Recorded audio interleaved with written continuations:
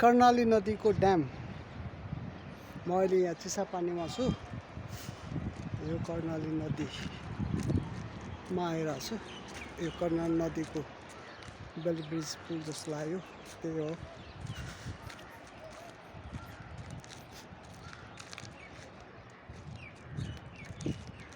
अब तल गएर एकचोटि 2-3वटा फोटो खिच्छु, मुख धुन्छु, स्विमिङ गर्छु, त्यसपछि फेरि फर्किन्छु।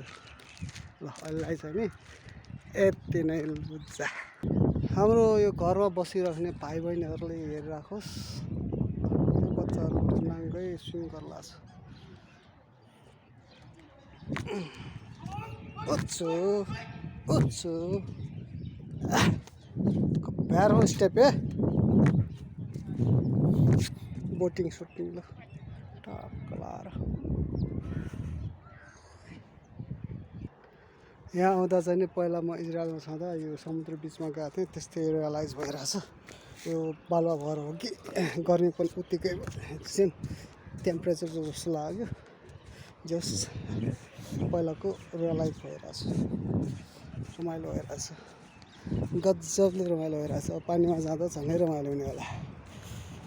माछा 2-3वटा छ भने देखाइदिन्छु, छैन भने के सबै खाइसिया हो कि।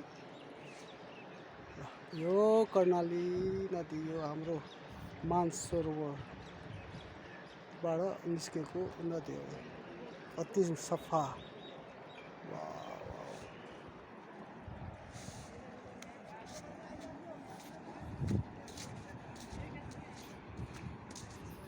स्विमिङ गरौँ भने यहाँ फेरि केही नल्याए कहाँ आएको छु। तेरि घरमा त ल्याएको थिएँ, ब्यागमा त ल्याएको थिएँ, यहाँ ल्याउनै बिर्सेछ। ठ्याक्क दिमागै छैन।